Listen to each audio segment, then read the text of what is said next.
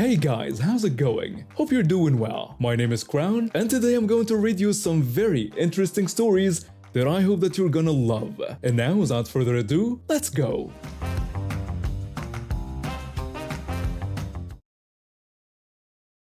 Let's say that a simple flight from Dubai turned into a crazy fiasco for me. There I was, stuck next to the most entitled mother and her wild child I've ever encountered.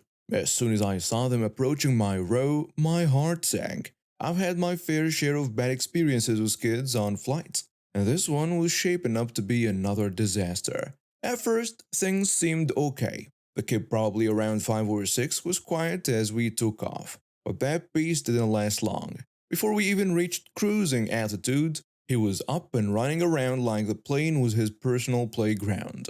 "Excuse me, ma'am, could you please control your child?" The mother barely looked up from her phone, giving me a dismissive wave. "Oh, he's just a kid. Let him burn off some energy." I couldn't believe it. The kid was throwing toys, bumping into people, and making a general nuisance of himself. The flight attendants were trying their best to manage the situation, but they couldn't be everywhere at once. "Ma'am, we need you to keep your son in his seat. It's for his safety and the comfort of other passengers." "He's fine. Just ignore him if it bothers you so much." The flight attendant looked as shocked as I felt. How could someone be so oblivious to the chaos their child was causing? As the flight went on, I tried to distract myself with a movie, but it was impossible with the constant commotion. About halfway through the flight, I decided to order a Coke, hoping the caffeine might help me deal with this stress. "Could I get a Coke, please?" "Certainly, sir. I'll bring that right over." As soon as the flight attendant handed me the drink, the kid's eyes locked onto it like a heat-seeking missile. He started whining and pointing, making grabby hands toward my Coke. "I want that, mommy. I want that drink." The mother, who had been ignoring her child's behavior for hours, suddenly became very interested in what I was doing. She gave me a look that could curdle milk. "He really wants your drink. Just give it to him." I couldn't believe what I was hearing. Was she seriously asking me to hand over my drink to her kid? "I'm sorry, but this is my drink. Why don't you ask the flight attendant for one for him?" "Why should I have to do that when you already have one right there?" "Because it's my drink, and I don't want to share it with a stranger's child." She huffed and rolled her eyes, muttering something under her breath that sounded suspiciously like "selfish jerk." I was beyond annoyed at this point, and despite her, I took my time sipping my Coke, making a show of how much I was enjoying it. I even decided to order another one. "Excuse me, could I get another Coke, please?" As a flight attendant approached with my second drink, the kid lunged for it, nearly knocking it out of her hand. "Ma'am, please control your child. This behavior is unacceptable." The mother looked offended, as if the flight attendant had just insulted her entire family lineage. "How dare you speak to me like that? He is just a child." "I understand, but this behavior is disrupting other passengers and could be dangerous. Please keep him in his seat." The mother huffed and puffed, her face turning red with anger. For the rest of the flight, she kept shooting daggers at me with her eyes, as if I was personally responsible for ruining her day. As we entered the final hour of the flight, I had reached my limit. The kid was still causing problems, running up and down the aisle, and the mother was still doing nothing to stop him. And that's when an idea struck me. It was pity, I'll admit, but I was beyond caring at this point. I called the flight attendant over one more time. "Could I get one more Coke, please? And could you bring it in a can this time?" "Of course, sir. I'll bring that right away." When she returned with the can, I waited until the mother and her demon child were distracted. Then I carefully shook the can, making sure not to be too obvious about it. I placed it on my tray table, purposely leaving it close to the aisle. Then I pretended to fall asleep, keeping one eye slightly open to watch what would happen. It didn't take long. The kid, seeing the unopened can of Coke just sitting there, couldn't resist. He crept up to my seat, his mother too engrossed in her phone to notice, and just as he reached for the can, I spoke up. "I wouldn't do that if I were you." But it was too late. The kid had already grabbed the can and was trying to open it. The moment the tap cracked, a fountain of fizzy brown liquid exploded all over him. He shrieked in surprise, dropping the can and sending even more Coke splashing across the aisle. "What have you done?" She jumped up, finally paying attention to her child, who was now covered in sticky soda and crying loudly. I told you not to take it. It's not my fault he didn't listen. The mother was furious, her face turning an impressive shade of red. You did this on purpose. How dare you trick my son? Flight attendant asks, what's going on here? The flight attendant rushed over, taking in the scene of the sopping, soda-soaked child and the fuming mother. This man deliberately shook up a soda can to spray my son. I did no such thing. Your son took my drink without permission, even after I warned him not to. I can't be held responsible for his actions. The flight attendant looked between us, clearly trying to piece together what had happened. Ma'am, your son shouldn't have been out of his seat or taking things from other passengers. Sir, I'll need to ask you not to leave your containers unattended. That's it? He ruins my son's clothes and that's all you have to say? Ma'am, please lower your voice. We'll get your son cleaned up, but I must remind you that you're responsible for supervising him during the flight. The mother spluttered indignantly, but the flight attendant was already leading the sticky, sniffling child towards the bathroom to get cleaned up. I couldn't help but feel a little satisfied. It wasn't the most mature reaction, I'll admit, but after hours of dealing with their nonsense, it felt good to see some consequences for their actions. For the remainder of the flight, the kid stayed firmly in his seat, wrapped in an airline blanket, while his clothes dried. The mother alternated between glaring at me and fussing over her son. I put my headphones back on and enjoyed the relative peace and quiet for the last 30 minutes of our journey. When we finally landed and started to deplane, I made sure to make my time gathering my things. I had no desire to be anywhere near that woman or her child as we exited the aircraft. As I finally made my way down the aisle, I caught the eye of one of the flight attendants. She gave me a small, knowing smile and a subtle nod. I guess I wasn't the only one glad to see the back of those two. Let me back up a bit. I'm just your average guy working a 9 to 5 job at an office downtown. Nothing fancy, but it pays the bill. I've always been the type to mind my own business and avoid confrontation. Growing up in a small town, my parents taught me to work hard for what I want and never expect handouts. It's a mindset that served me well so far. So there I was, pulling into the gas station after work. It had been a long day and all I wanted was to fill up my tank and get home to relax. As I got out of my car, I noticed this beat-up minivan pull up to the pump next to me. The driver was a woman who looked like she'd seen better days. Her hair a mess and dark circles under her eyes. The back seat was crammed full of kids, all yelling and fighting with each other. I tried not to stare. I went about my business, swiping my car and starting to pump gas. And that's when I heard her voice. Hey you! I looked over thinking maybe I'd dropped something. Yes? Listen, I'm in a bit of a bind here. I've got 5 kids to feed and no money for gas. How about you help a single mother out and pay for my tank? I was taken aback. Who asks a complete stranger to pay for their gas? I'm sorry, but I cannot do that. I've got my own expenses to worry about. Oh come on, don't be selfish. Look at all these hungry mouths I have to feed. She gestured to the chaos in her backseat. I felt bad for the kids, but this wasn't my responsibility. Look, I understand you're in a tough situation, but I can't just give away my money to everyone who asks. You're just a heartless jerk. Don't you care about children? Her voice was getting louder and people were starting to stare. I felt my face getting hot with embarrassment. Of course I care about children, but maybe you should think twice about having kids you can't provide for. As soon as the words left my mouth, I knew I'd made a mistake. How dare you? You don't know anything about my life. Before I could react, she grabbed the gas nozzle from her pump and started spraying gasoline all over my car. I stood there in shock, unable to believe what was happening. What are you doing? Stop! But she didn't stop. Instead, she reached into her pocket and pulled out a lighter. Time seemed to slow it down as I watched her flick it open. No, don't!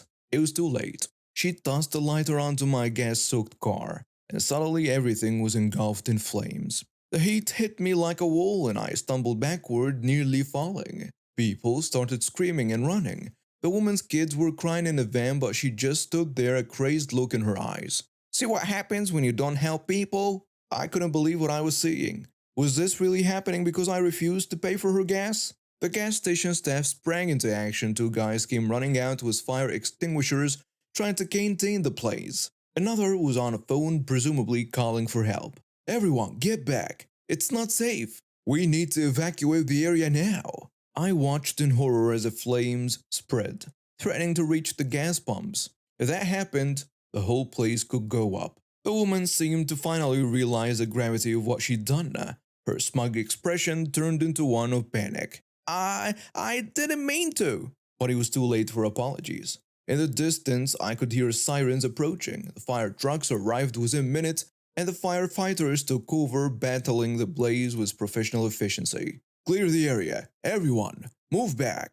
As they worked to extinguish the fire, police cars pulled up. Officers quickly assessed the situation and approached the woman who was now trying to get back into her van. Ma'am, step away from the vehicle. You don't understand. I have to go. Put your hands where I can see them. You're under arrest. As they handcuffed her, she started screaming and thrashing. This is all his fault. He wouldn't help me. She tried to point at me, but the officers weren't having it. You have the right to remain silent. Anything you say can and will be used against you in a court of law. I stand there watching as they put her in the back of a police car. Her kids were still in the van crying and confused.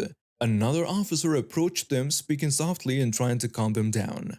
It wasn't until the adrenaline started to wear off that I realized I was shaking. An officer came over to take my statement. Sir, can you please tell me what happened here? I took a deep breath and recounted the events, still struggling to believe it myself. Well, she asked me to pay for her gas. When I refused, she just lost it. Did you know this woman prior to this incident? No, never seen her before in my life. As I answered the officer's questions, I couldn't help but look over at what remained of my car. It was a jarred mess, completely destroyed. I felt a wave of anger and frustration wash over me. How was I going to get to work? How much would insurance cover? All because some entitled woman couldn't take no for an answer. The gas station manager approached me looking stressed but sympathetic. I'm so sorry this happened, sir. We'll provide all the security footage to the police. Is there someone we can call for you? I nodded, giving them my roommate's number. As I waited for my ride, I watched the firefighters finish up and the police taking statements from other witnesses, and social services arriving to deal with the woman's children. It was surreal. Just an hour ago, my biggest concern had been what to have for dinner. Now I was carless, shaken, and caught up in what would surely be a legal nightmare. As my roommate pulled up looking worried and confused, I tried to figure out how I was going to explain all this. How do you even begin to describe such a bizarre and terrifying experience? I tell him, you're not gonna believe what just happened. Are you okay? What's going on? Well, remember how we always joke about encountering crazy people? I think I just met the craziest of them all. The woman, as it turned out, had a history of similar incidents. She was facing serious charges, and her kids were placed in the care of CPS. As for me, I was left to pick up the pieces. My insurance covered most of the damage, but the psychological impact lingered. Every time I pulled into a gas station, I found myself scanning the area, half expecting another entitled person to demand something from me. But life goes on. I got a new car, albeit a cheaper model than my old one. I installed a dash cam just in case, and I learned to be a little more cautious about engaging with strangers, especially those who seem a bit too eager to ask for favors. I'm a 29-year-old woman, and my mother and I have had our problems. Just like many other toxic mother-daughter relationships, I left home as a teenager to escape the abusive environment our home had become. I moved in with a friend in a different state, which also didn't end well. But that's a story for another post. Despite everything, I kept communication open. She has continued to cause drama at every major event in my life, but I consider myself a pro at moving on at this point. I have planned paid time off coming up in a couple of months because my job will be closed for renovations, and she has been planning a visit during this time. Over the past few months, she's mentioned it a few times, and we've worked through the details together. Today, she emailed me to say that when she comes to visit, she will likely not have funding for anything more than gas.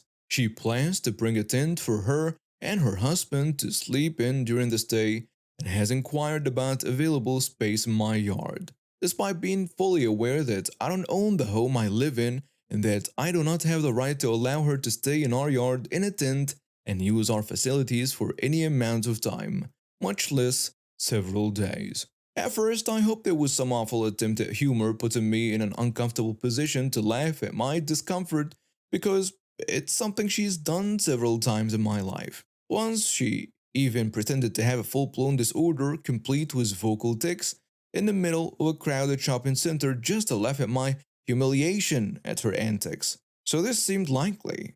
Unfortunately, she was serious, and when I told her no, that I couldn't help her with this, she simply said, "Alright, I'll figure it out myself." As though it isn't the most irresponsible choice to drive halfway across the country as a grown adult who knows they cannot afford to do such a thing. I have no idea what will happen, but I'm expecting a "What, don't you want to see us?" response anytime, since I advised her not to make the trip at all, as she clearly cannot afford it. As a grown adult who can't afford to travel myself, I'm astounded at the audacity. Edit. Wow, I have never gotten this much of a response on any post in the past, so I'm going to answer a few questions I feel matter that I've seen in the comments. Why not cut her out completely? A. I honestly don't have a good reason, just that I'd feel guilty. I'm the only family member out of state, and I worry that cutting her out will result in the loss of family I would regret losing. I'm just afraid, I guess. Why don't you offer to put her in a hotel? I'm like a lot of people in my age group these days, struggling. I'm not even the only earner in the house, and we're still chasing the wrong end of the paycheck at the end of the day. I'd love to have been able to go back and visit myself, but it would be irresponsible to attempt a trip I can't afford. And putting my own little family at risk is not worth the moment of happiness I might find checking in on others I miss. Is it possible her living situation has changed and she doesn't plan on leaving my yard? I never even considered this, and it horrified me see it hoarded out. I would love to think she could never pull something like that, but honestly, I feel anything is possible. Thank you all for your logical advice. I really appreciate knowing that my own little circle isn't wrong to think the things I've seen here. I'm still waiting to hear how she responds to my suggestion that she not come, and I will do my best to post an end to this unfortunate story. Edit 2. Wow, okay.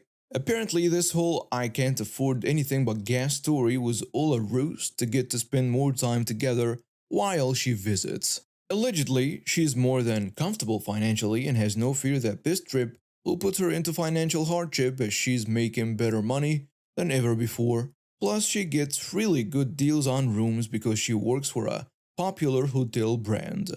I honestly don't know what to think at this point. I don't know if it'll be worse if she's lying about her financial stability to make me feel better and let my guard down about her visit, or if it's entirely legitimate and she lied about financial hardship simply to play on my emotions. Either way, I can't stop her from making the trip. All I can do is make sure I stick to my boundaries and not allow her to overstep them. Thank you all for your helpful advice and honest opinions. Hard as it may be to hear some of them, I cannot deny it all needed to be said. And now we have reached the end of today's stories. Thank you for watching and see you next time.